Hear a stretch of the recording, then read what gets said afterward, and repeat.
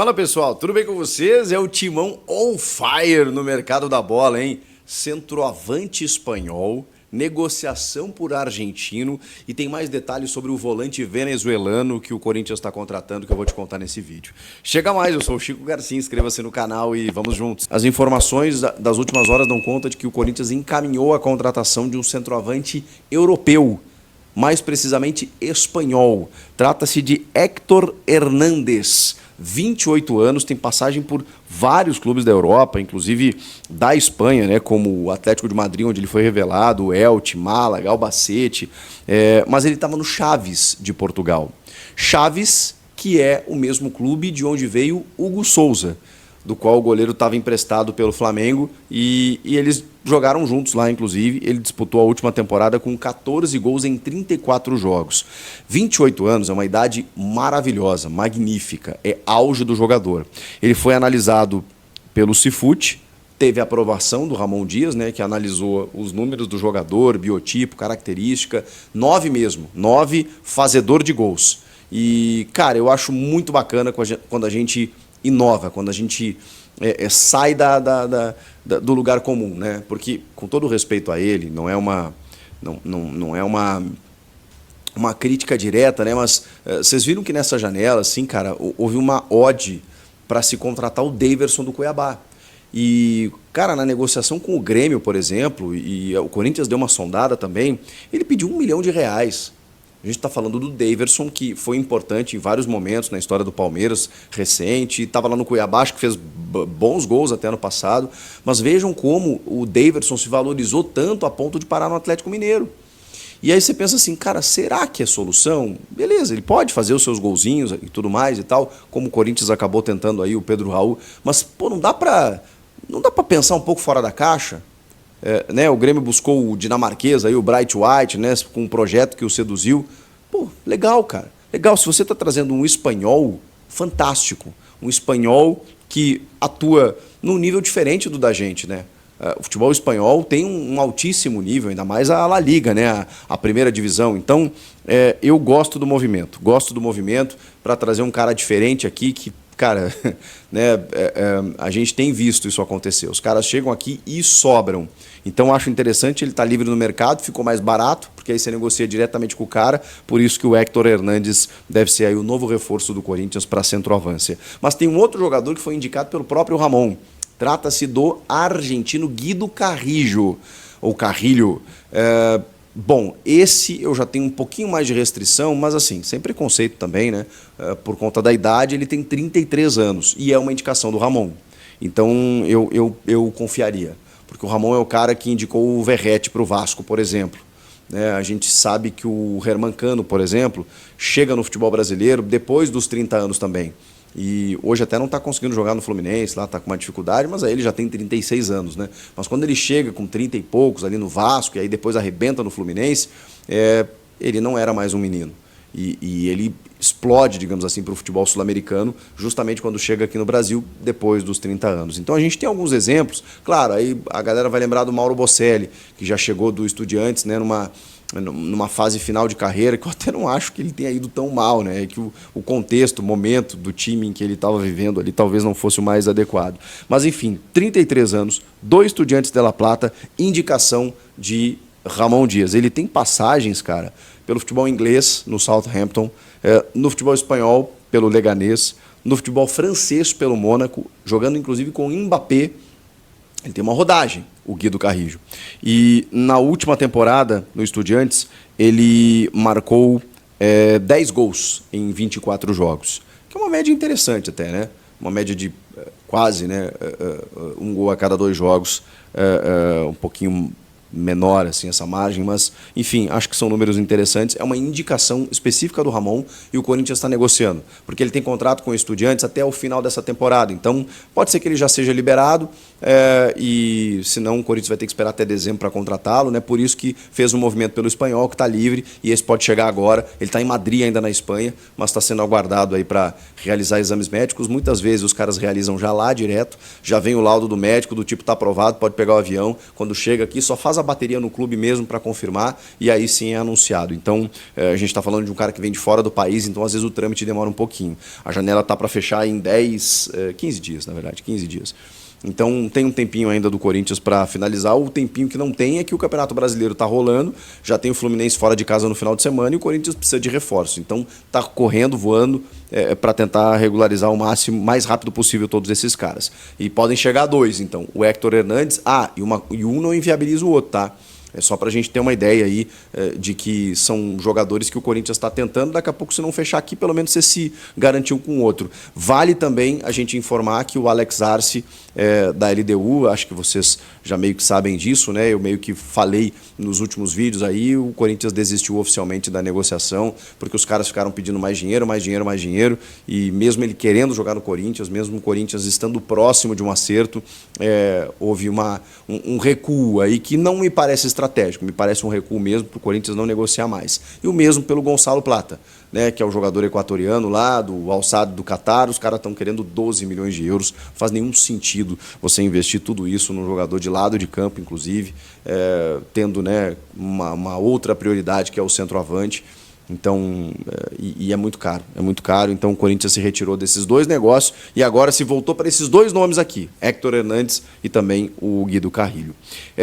E vamos falar um pouco mais do volante venezuelano, o José Martínez, de 30 anos, muita gente questionando, perguntando, né, nos últimos dias, aí, poxa, quem será esse volante aí da Venezuela que o Corinthians está contratando? Bom, ele disputou a Copa América, titular pela Venezuela, e estava lá no Philadelphia Union, que é uma das grandes equipes da Major League Soccer, tá? E aí eu tenho um braço meu nos Estados Unidos, né, um torcedor aí, amante do esporte, né, que eu consultei, que acompanha, né, a MLS, assim, e esses jogadores, e ele estava me falando assim, né, que em 2020, para vocês terem uma ideia, ele chegou lá em 2020, ele tem 30 anos. Lá no sistema da Liga Norte-Americana funciona igual ao basquete, a NBA, não sei se alguém acompanha, mas você tem as conferências, né, leste e oeste. Aí você faz toda a disputa da Conferência Leste, a Conferência Oeste, faz os playoffs e aí depois eles se enfrentam na grande final. E na MLS é a mesma coisa. Ele ficou em primeiro, o time dele, desde que ele chegou, ficou em primeiro na Conferência Leste em 2020, no ano seguinte em segundo, no ano seguinte em primeiro de novo, e aí agora no último ano em quarto. Foi a pior colocação, foi um quarto colocado na Conferência Leste. Então, assim, com bom desempenho, e aí teve uma despedida não, né, mas os caras, digamos assim, eles se despediram do jogador, né, emitindo uma nota e tudo mais, dizendo o seguinte: o coração, a alma e o mais apaixonante jogador do Philadelphia Union está de saída. The heart of the team is leaving. É a mensagem em inglês do Philadelphia Union, avisando, né, de que o José Martínez está se transferindo para o Corinthians. Os caras estão lamentando a saída dele. Falei aqui, ele não é muito técnico, mas é mordedor, brigador, marcador, que é aquela função de primeiro volante para competir com o Ranieri. Pode fazer segundo homem? Pode, mas ele é necessariamente um primeiro volante. Rolei ser amigo. Tem que aprender a falar, meu irmão, o espanhol, né, o castelhano. Rolei ser amigo. Corinthians tem interesse no Roleiser? Tem, tá? Corinthians tem interesse no Roleiser, mas não foge disso. Corinthians fez até uma consulta em relação ao meio atacante do Benfica, jogador aí de 24 anos, né, o Roleiser, atleta que o Benfica comprou no meio do ano, não tem muito espaço lá, o Benfica até avalia emprestar o jogador, mas a prioridade do Benfica é emprestar o Roleiser para um clube da Europa. Eles não vê com bons olhos emprestar para o Corinthians, mas é claro que se não tiver outro candidato, poderia cair no colo do Coringão uma questão como essa, tá? O Benfica anunciou a contratação dele no início do ano, ele era do Estudiantes, o Corinthians até negociou com ele, tá? Acho que foi 50 milhões, né, de reais, eu não lembro quanto foi, na verdade, o Roleiser. Não estava caro, o Corinthians poderia ter ido para cima e tentado, o Botafogo também tentou.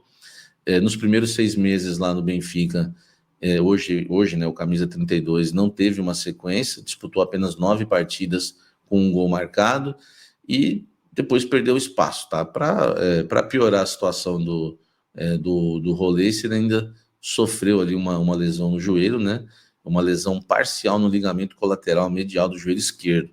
Perigoso, hein? Situação perigosa. Então o Roleiser se machucou, né, num treino e deve retornar aí em questão de 20 dias. Mas, né, o Corinthians fez apenas uma consulta. Descobre que o jogo que o Benfica prefere emprestar para a Europa. E claro, se quiser tirar do Benfica tem que comprar. Aí é uma situação mais complicada. Mas não tem nenhuma negociação aberta, tá, gente? Então é bom deixar claro. Aliás, tem que prestar bem atenção nessa lesão aí do Roleiser, porque tá com uma lesão parcial, né? Tal, aquela coisa. Daqui a pouco vai jogar, vira uma lesão de ligamento. Imagino pagar para um jogador caro e ficar com ele parado aí. Então tem que avaliar muito bem.